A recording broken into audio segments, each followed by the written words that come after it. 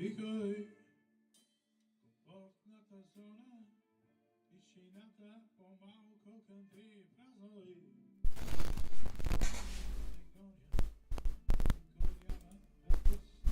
Hello. Oh, sorry. Yeah. See my beautiful face a little bit more. Okay. Getting ready for stream. Wait, no. We got a watcher. Wait. Let me set a goal. I would like goals. All the colors. Yeah, why not? Yeah. Same goal as before. As last time. Yeah. This is what happens when you get up early and you don't know what to do. Oh man. You can't see what's happening, but my other cat is basically going like a possum. Like a roadkill possum.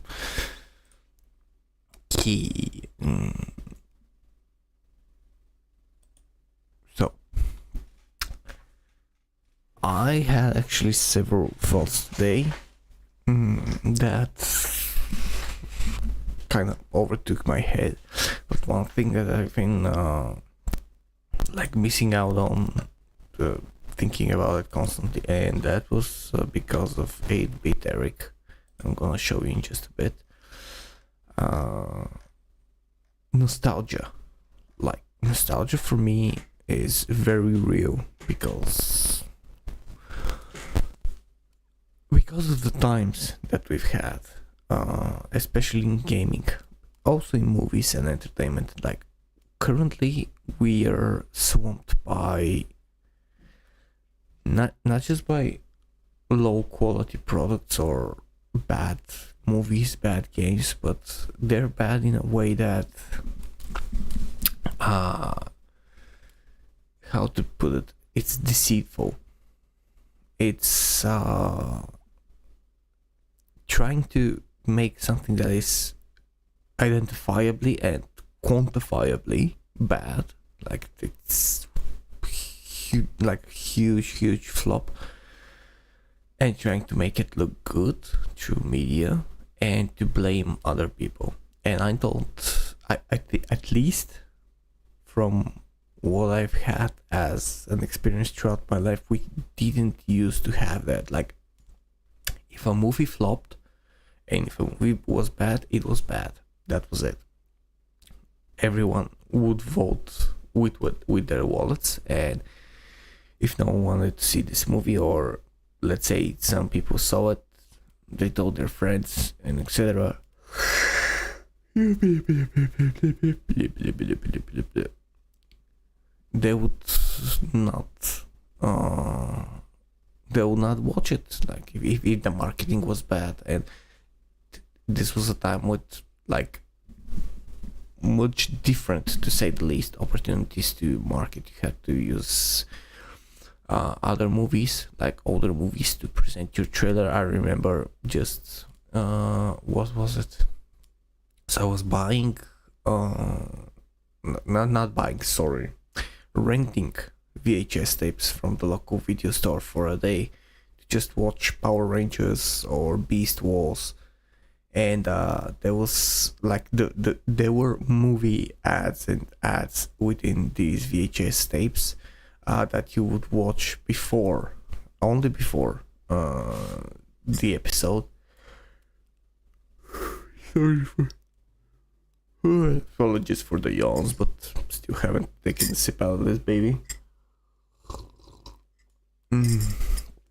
Yes. Okay. and the movies that were tried, the movies and the games that were tried to be created were at least attempted to be good, and if they were bad for the reasons that we cared most, like bad gameplay, bad story, bugs, all of that. But also, until a certain point, I think, like in the early 2000s, gaming, like not, let's say 2005 or 2000, like 2003, 2005, that's when like things like World of Warcraft really picked on. We already had a lot of, like, Blizzard was like dominating at that point, by the way, like Warcraft tournaments, Starcraft tournaments, World of Warcraft on the like on the horizon, and when it dropped, it basically changed the game. You had some Metal Gear games, you had the rise like of Final Fantasy games, then so what did you have? What did we have then? Man, wait. I knew I should have prepared the window. So let's see. Games in 2001, 2003 released. Let's see. Your game release day between 2003, 2001. Oh my god. Okay, let me just set this up. So according to IMDb, these are games between 2003 and December 2003 only. Max Payne 2, man. Oh my god. Look at the scores, by the way. Like the first three, like 9.5. Silent Hill 3, Star Wars, Knights of the Old Republic, man. This is in 2003. I don't remember, by the way. Call of Duty, the first. Oh, this is the only. By the way, I'm not a Call of Duty fan.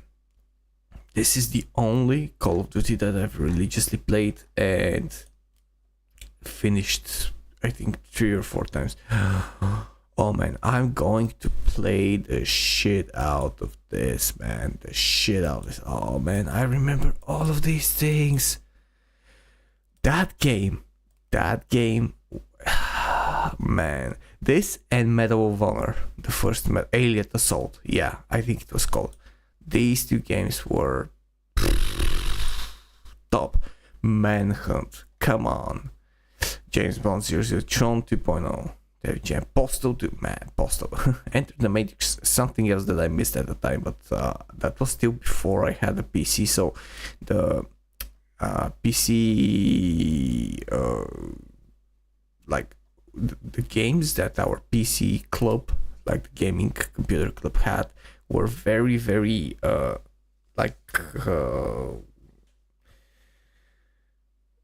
let's say, not widespread, so they were just putting out games like that were sure to play, like online games, and just the best of the best.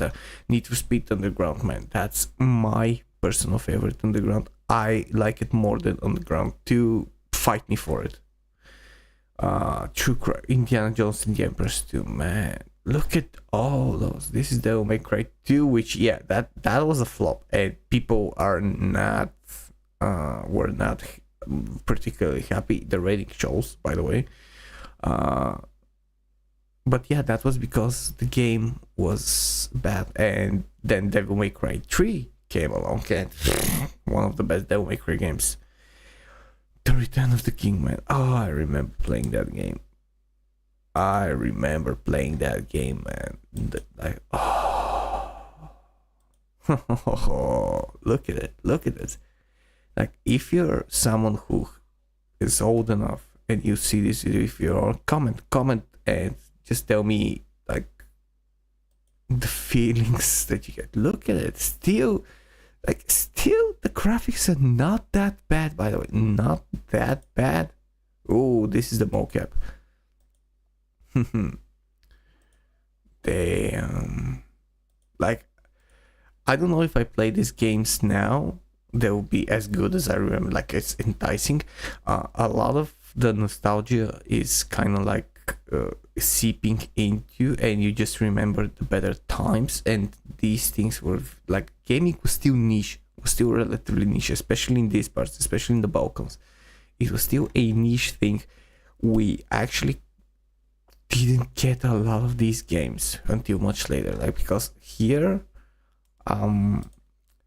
the whole like gaming industry focused on either simple games. We did have some morning gaming shows, like pseudo gaming shows on one of the metal TVs, like the metal music TVs. We had this I don't know if anyone else has seen this, but a caller calls on the phone and they have like 5 minutes to progress in a game that's on there. It's like either a like 2D platformer or something. They had old games, and that was the game. See how you progress and to beat the game. It was very, very weird.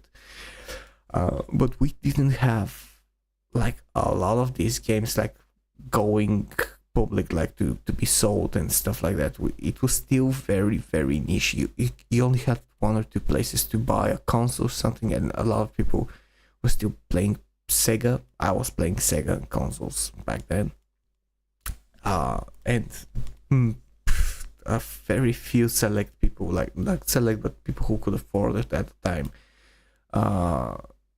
could afford a PC.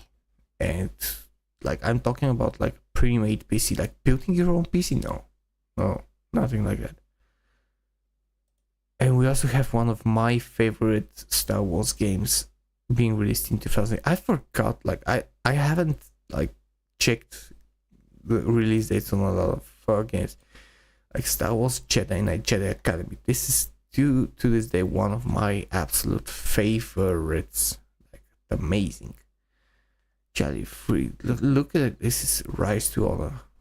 Like Dino Crisis 3. I actually recently saw the GOG post about Dino Crisis being being optimized. 60 Legacy of Kain Defiance. Classic. Look at it. Look. You have the last episode. That's something that I haven't seen. Have Rayman and Dog's Life and 50 more if we can go down. But yeah, this is only in 2003, by the way. Only in 2003. Imagine. Like, I'm just continuing to scroll down. And if a game was bad back then, like, even though we did have all those games worldwide, if the game was bad, it was bad.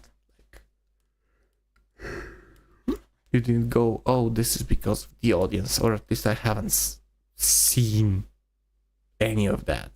But yeah, the game was bad, and that's when gaming picked up a lot, like with a lot of that. We would get Assassin's Creed, we had the Prince of Persia, we had a lot of stuff. We had a lot of stuff coming out, and a lot of this is nostalgia, because I'm gonna show you.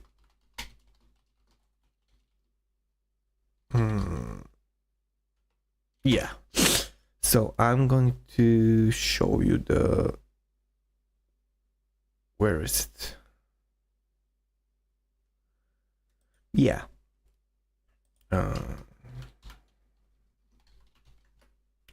Remember, like Prince of Persia with the wall climbing, with everything. Like, this is basically how it looks. I'm not someone who cares about graphics, and I do appreciate the gold booty here. If you see it, yeah. But still, like the thing, like the graphics are like graphics of the time, and a lot of people would be disappointed. I personally won't, because to me, gameplay is more important than graphics.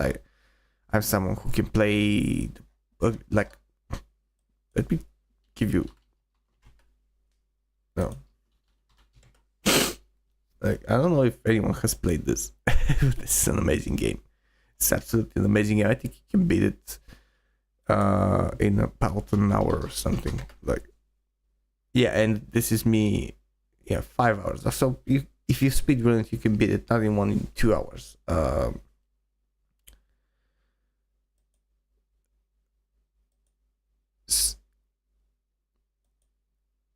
And yeah, the graphics were kind of like you would know that it's basically old style Harry Potter games, like the first Harry Potter games. Man, the first Harry Potter games were amazing. They were still amazing. Oh yeah, imagine this coming through your nightmares. It's amazing. And the thing is, nostalgia is something that comes along very often to me, especially to older games. That's why I play retro games. That's why I tend like to play only retro games, because, man, we had at least some creative bangers out there, and like that's why Dungeon Keeper, that the second game, the one that I'm playing right now, like it had a lot of creativity with it. When it was developed, like at that point, I would imagine that the developers were just like, okay, give us this amount of money, we're gonna bring something good, and whoever was giving them the money was like, all right, I'm already committed to investing in this piece of shit. Here, I'm gonna get out of it. Just make some money, please. That's probably what they thought. And suddenly the game comes out, makes a ton of money. I'm like, what did you do? We were creative, and you need to appreciate that. Like, I think everyone needs to appreciate that. Because when you have people who are left absolutely to freely develop a game, and when those people are good at what they do, like they have a good vision, even if it's a little bit weird to some people, if you have a good vision, a creative vision, a vision that is targeted, like it's pointed towards making gamers happy, then you can't, like, the only thing that can stop you then is someone narrating you, like just giving you the way to do it and what should and shouldn't do, and someone messing in your job, basically. I think, like, for instance, I think that let's take one of the most laughable games of 2024, in my opinion, Dustborn. In my humble opinion, like I've said that before, Dustborn had a very interesting to me and nice, interesting in a good way, art style. Like I did enjoy this was like what was it, the walking Dead, like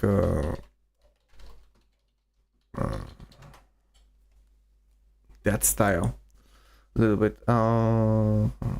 What was it? I forgot.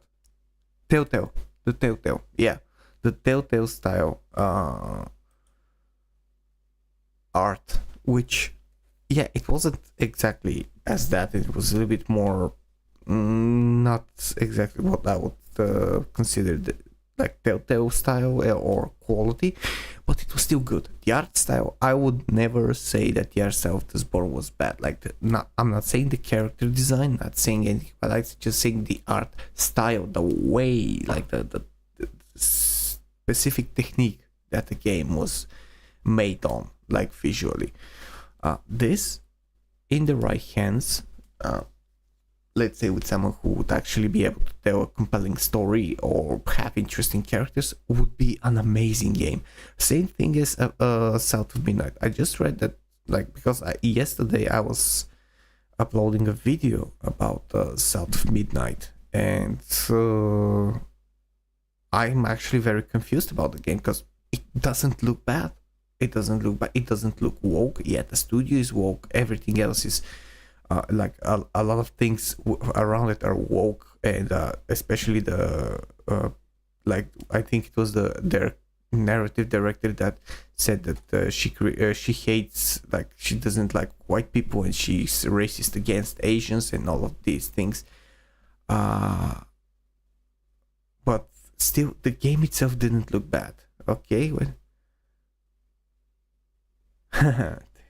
Hello, brother. Thank you. Good morning to you. And we need to have that conversation from yesterday because I was completely swamped on work. So I will be calling you or writing to you soon, man. Thank you for joining in. And hope the coffee is good. But yeah, the South of Midnight thing is very weird to me. Excellent. Sweet. Okay, that made my day better. And the South of Midnight thing is weird. And I just saw Smash JT post have a post on X that he's working on a story. And what I would gather from my with the history that I've had watching him and watching his video, he was probably contacted by an insider. And if he was contacted by an insider, it would be weird. Not weird, but it would be probably a bombshell. And again, I'm not supporting the game. I'm not shilling for the game or anything else. I'm just confused because I have to be honest here. Like, if I see something that looks good, that feels good in and of itself, I will say that. Doesn't mean that this game doesn't have problems. Doesn't mean that the game isn't woke connected, especially to Sweet Baby Inc. and all those other abhorrent things. But yeah, the game looked okay. There was a showcase, and the thing is that I believe that it might turn into something of an okay game with a very bad connection to these companies. And I'll jump, especially when speaking about nostalgia as well, I'll jump over to these companies like Sweet Baby Inc., like all those narrative companies that are connected to each other through very shady practices. If you haven't watched Smash JT's stream with Master of the TDS to see exactly, like, especially Master of the TDS's video about those shady connections between all of these companies that, like, they're just abhorrent. And those are people that are working actively to instill a certain progressive woke narrative that would influence the minds of, especially the normies, that they, like, the normies, they don't really care a lot about. They care to have something pretty and something that will take their mind away, which is something that we all want, but they're not as let's say critical to it. They see something they like, they see something they don't like, and we're all like that. But some people take it a little bit further. I'm saying that there's something against the normies or something. I think this is one of the best things. Do not burden yourself with something like this if you can, but at the same time there should be more and more people talking about it, defending the game, because otherwise we would, like, the games will fall into their current state when people are just told to open their wallets to buy stuff that are not finished, that are completely devoid of any creativity, that are just propaganda materials. And yeah, this is why we fight. And older games, like nostalgia games from 20-25 years ago, didn't have that, or at least nobody knew if they had that. And they were created with one purpose only, to basically give you a good time. And that's why the golden age of gaming, in my opinion, is like in the early 2000s, with some games jumping over from the 1990s. If we're talking about computer games, not older console games, because trust me, I would love nothing more to just put on Super Mario or Contra or the Golden Axe or Sonic, something like this, and just play that, because this is the best pastime. But if at a certain point you want to go for the, let's say, more advanced stuff, and the golden age of gaming gave us everything that we like. It gave us some of the still peaks of what gaming can be in terms of story, creativity, whatever you can say whatever you like about World of Warcraft, but when that game dropped first and it had such a huge world back then, like that was 2004 I think, or 2005, that was nothing short of amazing. Just having that and just having this huge game, when like the Assassin's Creed, when the Assassin's Creed games started dropping out with the Call of Duty, like when you have 20, 30, 40 hours of gameplay, the Neverwinter Nights, Ultima. I don't know if people remember Ultima. I think it's still around, by the way. Ultima. Those are games that were heavily, like Diablo 2, for fuck's sake. Diablo 2 with it's I don't know. Let me check if someone was actually calculating a runtime on Diablo 2. Let's see. No. Why am I doing this on YouTube? Okay, so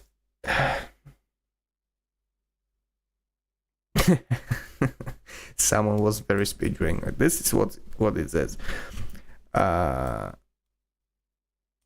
When focusing on the main objectives, Diablo 2 is about 34 and a half hours in length. This is probably only the normal, in my opinion, like the first 5 cities. I don't know if that's actually the without Love to Destruction, but still, if you're a gamer that's trying to see all aspects of the game, you'll like to spend around 241 hours to obtain 100% completion. So this is, look, 34, 241. This is one of the biggest differences. I'm gonna compare this to Witcher 3.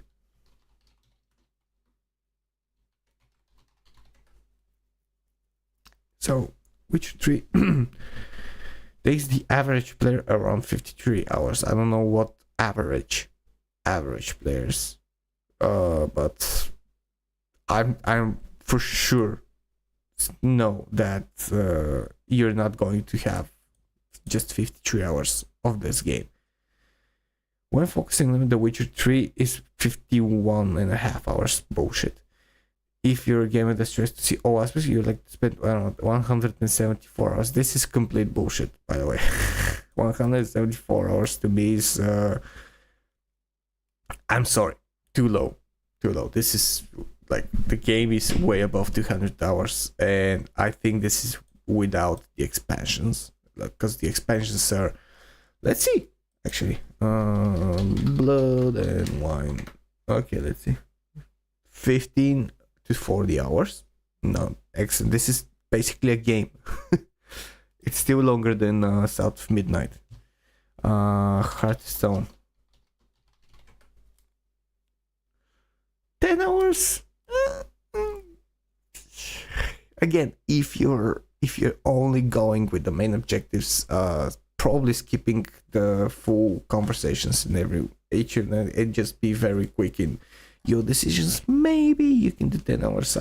I'm very skeptical about these numbers, but yeah, like, and you started to have longer and longer games, because like it was like with the movies.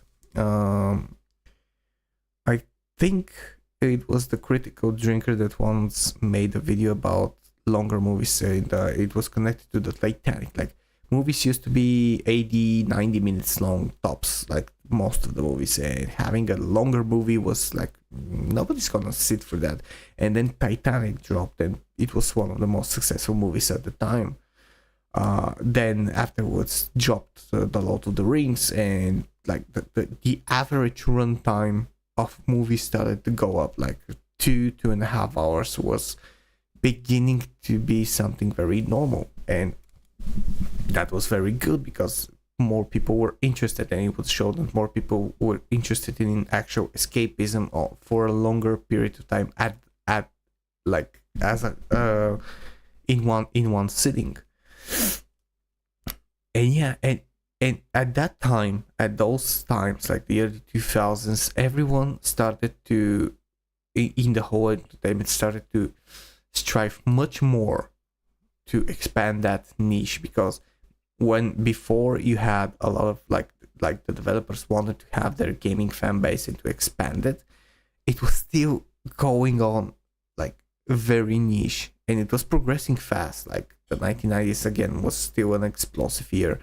With the introduction of the personal computer, it became much more fast, but it was still a very niche. And suddenly these games started to come out, these movies started to come out, and like I think that at that time a lot of people just decided that this is going to be the next long-term thing that they're going to invest on, the next big project to encompass as much of the world as possible, to play the games and to basically become rich of it. And it was an explosion. Currently there are like many times more gamers than there were in the 2000s, and the whole gaming industry has transformed into something very different, where previously like it was just some people playing games, like the nerds, the dorks, the geeks, playing games in their free time instead of going outside to play with their friends. It's now everyone does it. Like almost everyone does it. Like either mobile games, PC games, console games, the console wars, it's an entirely different animal. And all this started like it came into huge fruition in 2000, like in the 2000s, like, and it was an amazing time to be alive, because suddenly you were getting more and more games, you were getting more longer games, you were seeing companies just having this huge competition for creativity, and just this competition just created this whole new race to provide you with the best game, because suddenly gamers were much more, and the companies were battling tooth and nail for their money.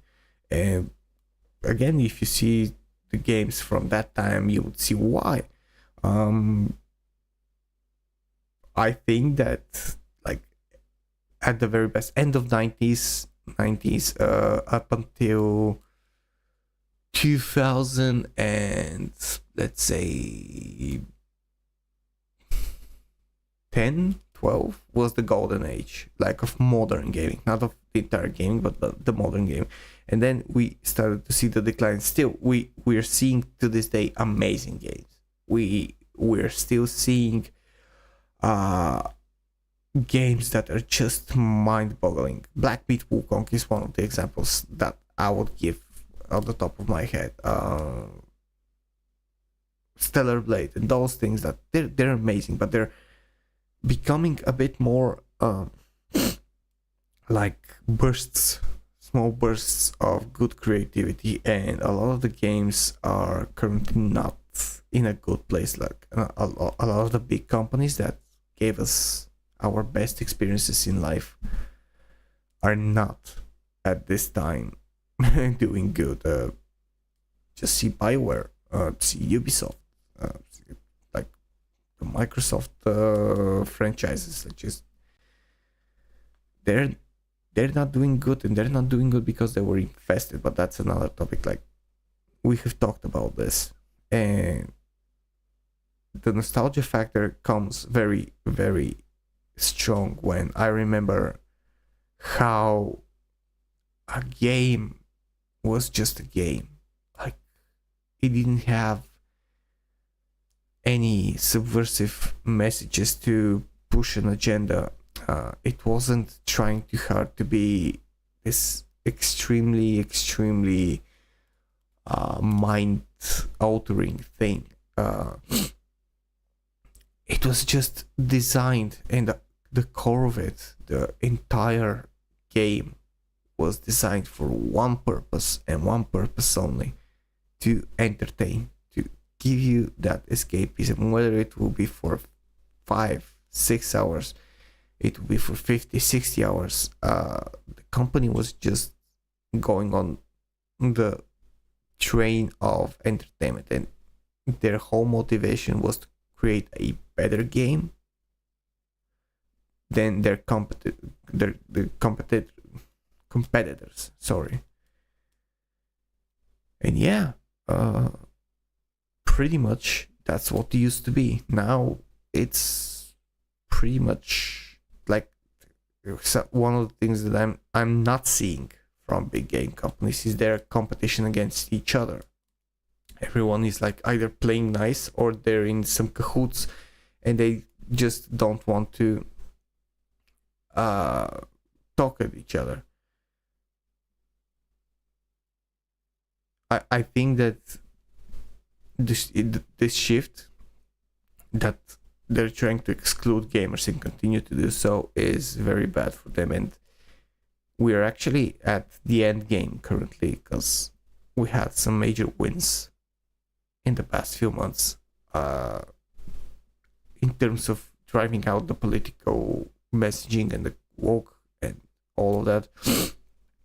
Now the battle is still on against the Puritans, that they also want to act like the woke and tell us what we can and cannot do or have in games. And if I'm hopeful for something, it's that it would have this good effect of getting games to that point that we had before, and to relive or expand on what the nostalgia brought us. Hello Lance, thank you for coming. Rivalry and competition are at the very heart of innovation. The larger companies are probably going to fall behind. It's too much mass to change direction. I feel like the indies are the way forward. You just beat me to the punch. This is exactly what I was going forward to.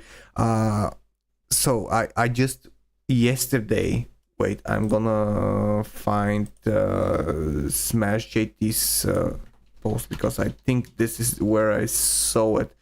You just beat me to the punch, man. Just a second. Where is it? No. Oh, there it is. So this is from Crytek, and Crytek, man. Crysis. The Crysis games. The Far Cry games. Remember the Far Cry game? We remember when Far Cry first came out, man. Man, that was something. No. You were riding those winds very good, my dear friend. Hello, Clayton, you legend, you pioneering legend, jumping very boldly. Good morning. Live, love, and blessings. May it be an epic stream. Thank you, my good friend. Thank you for coming here. I appreciate it. Cheers, and may the coffee be good. Lance, you were on the sales ad, like you caught the best wind, if nothing else.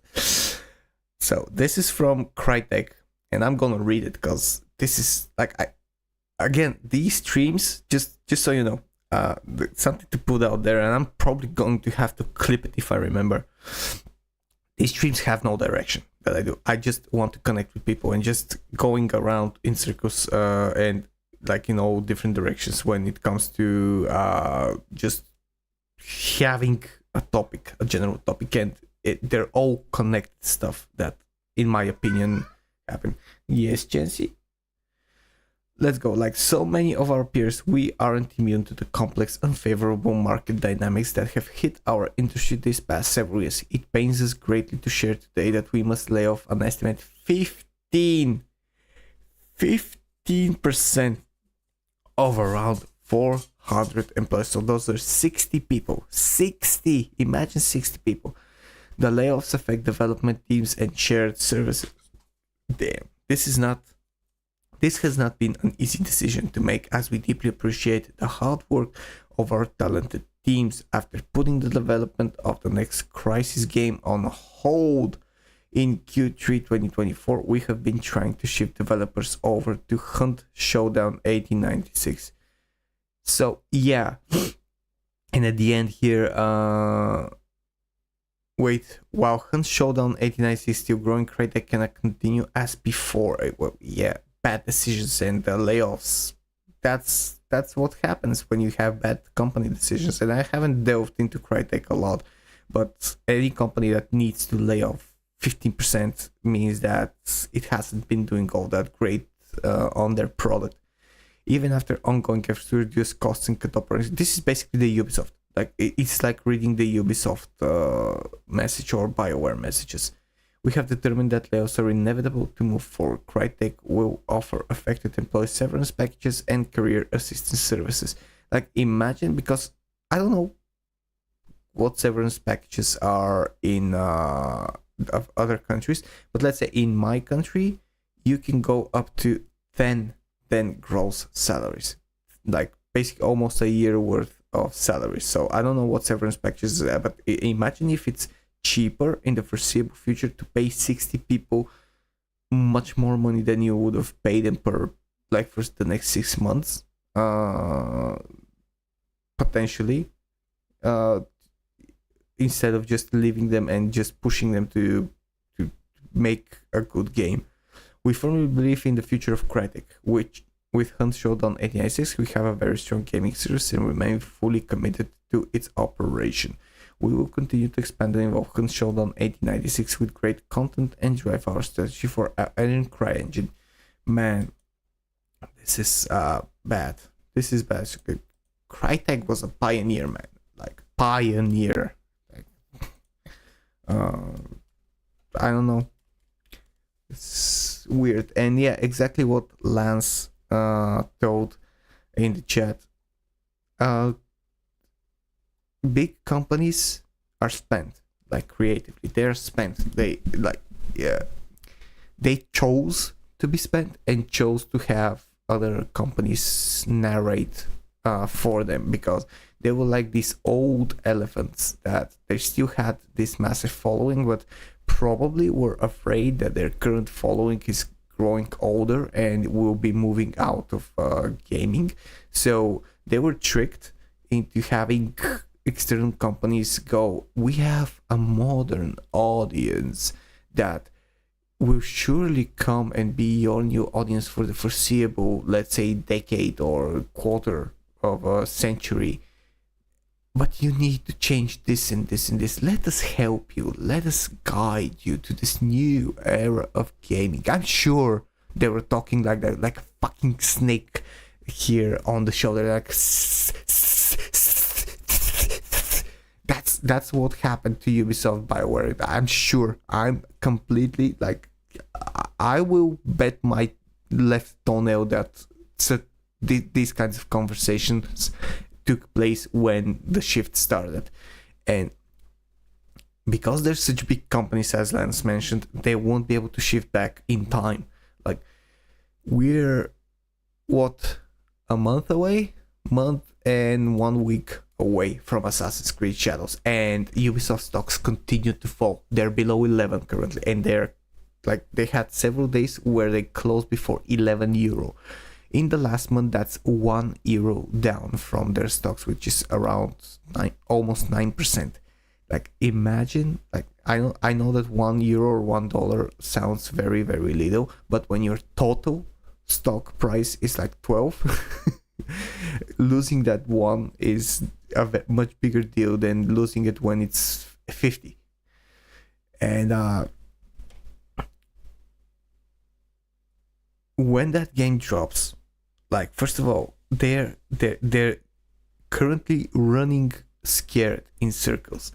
They now mention that you won't be missing much if you don't play with Yasuke or with a certain character. So, and showcasing the previous videos that were there, like, that showed games and everything, now is much more adept at everything. Like, Yasuke is just a tank. She's the stealth, she's the climber, she's the the person that will access more buildings and more locations. So you are kind of pushed to playing with her. So this whole move to have this Japanese samurai and everything was absolutely unnecessary. It was a flop. They're trying to move away from it and they won't be able to because it's too deep, it's too slow for them, and it's gonna flop. I do believe that the game is going to flop massively. It's going to have Dragon Age Veilguard numbers. That's my prediction. I've put it before, and it's still going to flop.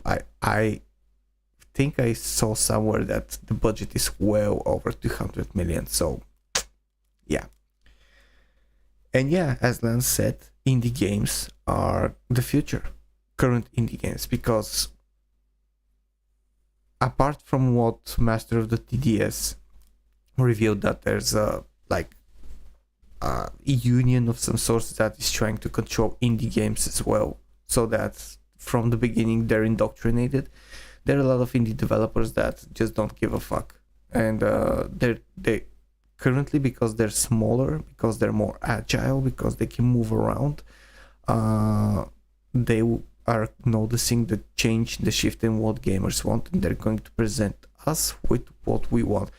Is it going to be always successful? No, but I think that we can recognize at least one thing, that when even if a game is not particularly good, it will still be made with the right passion for gamers, and that will have our at least sympathies, and we will be much more lenient on it. And at the same time, if there's some criticism, the said developer of that indie game will be much more able and willing to change some stuff, to optimize, to listen to the reviews, and they'll realize that people like the gamers community is not a group of haters. We're a group of currently critical people that just want good games. So this is going to be a very good shift. I think it's going to start happening very actively after Assassin's Creed Shadows, because this will be a huge flop in my opinion. It's going to shift around a lot of things, and it will start, in my opinion, in Japan, like with several Japanese games. It is extremely indie, and then it will be followed by a lot of Western or European games. Like Kingdom Come Deliverance, hate it or love it, is a success, so a lot of people will take from that, especially with the low budget, like 38 to 40 million on a budget. Like, yeah. Lance again. Exactly, yeah. The passion will resonate. The snakes, as you say, they're still around, but we know about them now. Yes, we do. They will be far less effective in what they have tried to accomplish. Exactly. Like, they did it once. They did it for over a decade. They reveled in their artificial, financially injected from external sources success, but now it's beginning to be too much against them. Like, the sales are too low, nobody's buying into their shit, so they will not be effective. And yeah, they will be around, they will try again. As I said, the Puritans, in my opinion, are part of the problem, that saying what should be and what shouldn't be in gaming. They're trying to take the places that the woke have left, and I'm not here for it. So it's still something that needs to be adjusted, and we as gamers that just want freedom need to take a decisive stance. And again, I think I said it in one of the previous videos or in a previous stream as well. Nobody is trying and nobody wants to restrict anyone from doing whatever they want with the game, as long as it's legal and not showcasing immoral, illegal stuff to the highest order. And you know what I'm talking about, because we've had this controversy recently. If you want to show, let's say, trans characters, if you want to have trans story, if you want to have anything like that, go for it. but do it with your own characters, with your own original ideas, with your own original story. Market it towards whoever you want, and whoever is interested in it will come. But don't sit on the back of previously huge successful companies, and don't try to ruin their reputation as you have for the last decade. That's the creative bankruptcy that we're against, because that's how good companies who could have been spending the money on good games are being ruined. Like, imagine if Dragon Age was still the Dreadwolf and it had the original ideas and it had better ideas, and you have actually people who are fans of Dragon Age narrated like the direction. Yeah, exactly. It's a balance. If you go too far, left or right, forward or back, none of that is ever good. Yep. Yeah, exactly. Yeah, we are getting back there. We are actively getting back there. After pushing out a lot of the woke, then now we are pushing out the other extremists, and now we are being very, very on the middle, and the middle is starting to take a hold. Oh, sweet man! Exactly. Like, I've had this. I'm now currently researching courses to coding and the game development exactly because of that. Because I want, like, I have ideas, and it's a very, very thing that I want to start be able to good on you, lads. I hope, like, actually, if you go to, like, if you go to a place that you're starting to create something, I would very much want to see it. Like, write me on my email, write me on YouTube, like, just send me any project that you might go for it. Like, I am rooting for you all the way, man. Lloyd, hi, man. Haven't seen you around in a while, but I haven't been streaming all that much. And good to see you writing, man.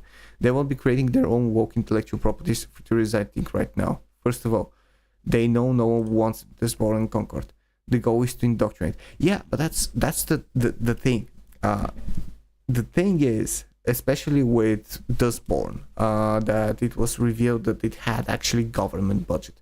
Like, if they want to make these games, and if they get their funding from their sources, from their sites, I don't know, whatever they can, they should be allowed to do it. If they fail, they fail. That's not something that we have the right to stop. Oh, so you're the lurker. And the goal is to indoctrinate. Yeah, that's I completely agree. What they did was with the intention to indoctrinate and to change the narrative, to change people's minds, and there were a lot of people that actually fell for that, because they were just going with the flow. And when big trusted companies go with that direction, you're like, okay, so they probably know what's better for us, so I'm going to buy this game. I don't particularly like it, but I guess this is the way it has to be. And yeah, a lot of people think like that, because a lot of people don't want to engage in that amount of thought, especially when it comes to escapism. And that's not something to blame on someone or to just make fun of. It's just the way it is. Life is complicated enough, and you, at a certain point, you want to have as little to no battles to fight for, and to just live as comfortably as possible. So, but in that process, you're also opening the door to being indoctrinated, or just shown very, very much lower levels of creativity and entertainment. And that's exactly what happens. Is the same with movies. I mean, I've watched the trailers for Captain America Brave New World, for Ironheart. I'm sorry, but it's not good when CGI effects from 15 years ago are 10 times better. It's not a good sign, especially from movies that didn't cost that much. Do share it, man. Do share it. I want to see it. Like, if I have so like if one day I have the opportunity to be on YouTube full time to make my money off of it, like the living costs, not being ultra rich and just a reveling gold or something, just enough to live comfortably and not have to do anything else but content creation and stuff like that. I would spend any money, like any amount that I can spare apart from all to financing, like to just funding indie projects that are fully creative. That would be amazing.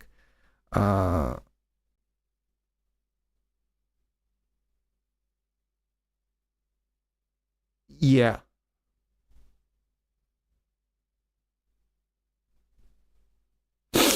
Well, yeah, but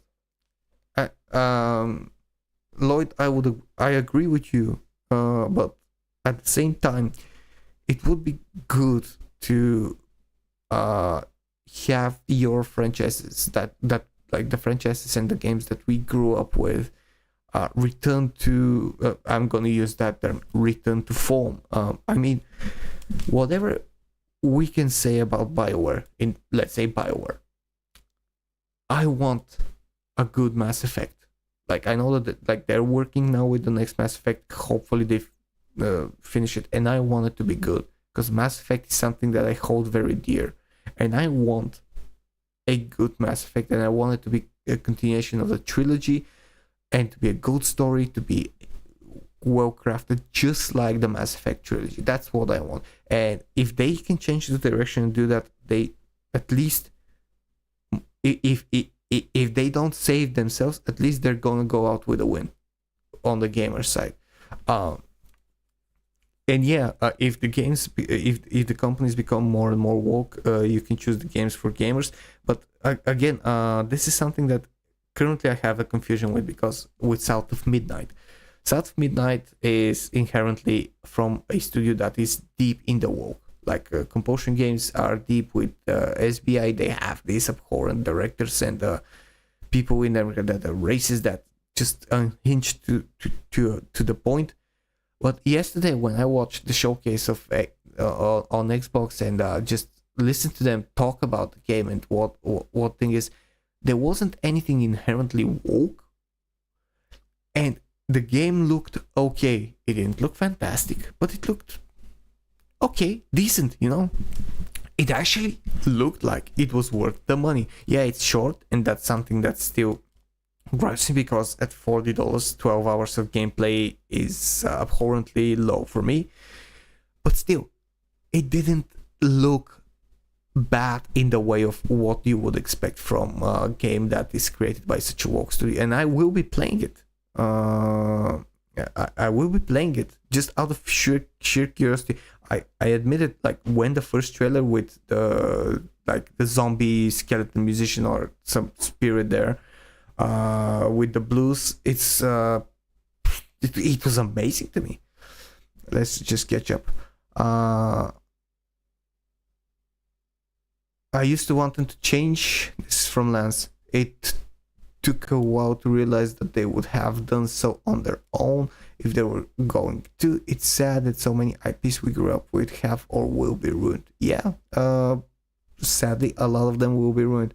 Once upon a time, there was no Mass Effect or homework to Star Wars. We can still create new things and succeed where the bigger studios are. Yeah, and those studios that created games beginning were considered indie because the funding was abhorrently low. Like the first games that like if you check the history of, let's say, The Witcher, the first Witcher game, the first like Diablo game and all of that, you would see exactly, like, you would see how close Blizzard was to failure, like to complete failure before Diablo or Warcraft. So you would know like that it was very much more difficult. So yeah, they don't want to change partly because Lloyd, they still have funding. They still have, if the funding was cut from those several companies that are still funding them, you would see that they would start dancing naked for us. I can assure you that they're gonna do it. Yeah, the well has been poisoned, I know, but I tend to look each game individually. like each game,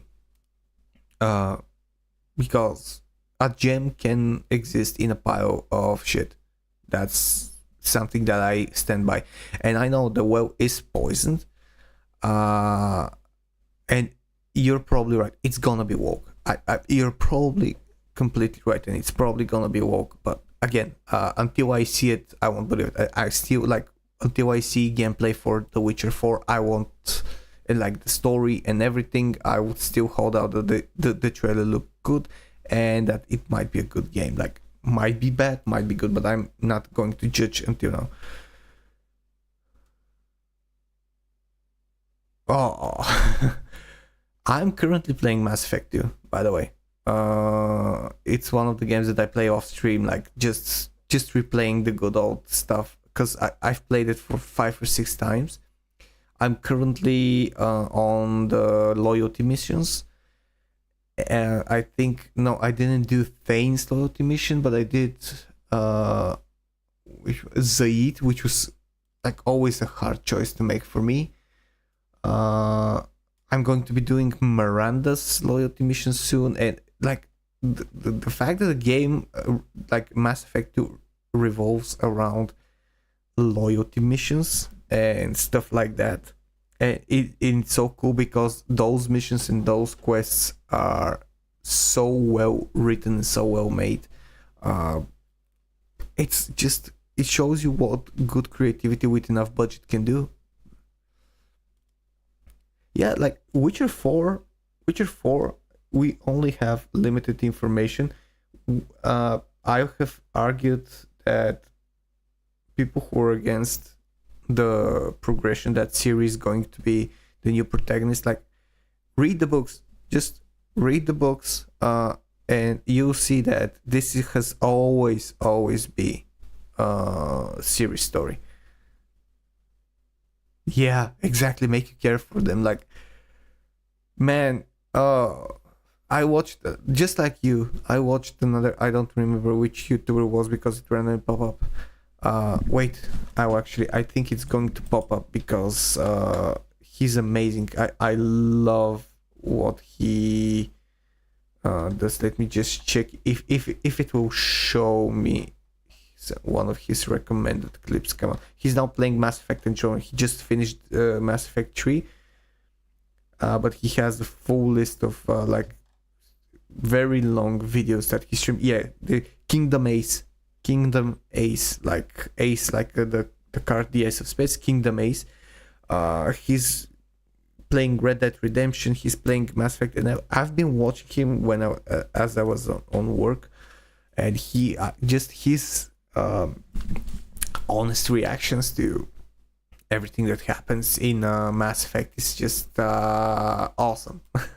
Just because that's how I feel, and yeah. And these are games from more than 10 years ago already, and I would still play them in, like, as opposed to current day games, because current day games are mostly shit. And I'm actually going to be researching indie games to see something to play, because indie games are much better. Current indie games are just much better. They're made by people who care about the gamers, who care about bringing you that entertainment. So we're coming full circle. And yeah, that's pretty much the very, very convoluted way of me talking about nostalgia. This whole stream went sideways so many times. It's like a family tree of like 70 generations that someone kept from ancient times. But yeah, people, one thing that I had to say, because I have to go. I'm currently have to go to work. Luckily, I'm working from home today, but I still have to go to my duties, like to the day job. If you like the stream, I will be streaming on Saturday morning around this time. I'll be starting around this time, and I'll continue with Dungeon Keeper 2. Until then, I'll probably have one video to upload, because I still have a lot of other things to do, like work and stuff, and like my time is a little bit limited. We're still working on the album with the band, so Saturday is gonna be a half day. I'm gonna be free in the morning, and then I have to go to the studio. And on Sunday, I will probably stream some more and make a video again. So this is the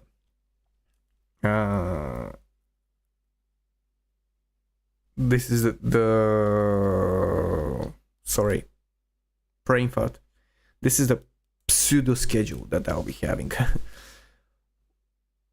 Pokken send me all of it. I'm the curious George, as the 40k Empress likes to call me sometimes.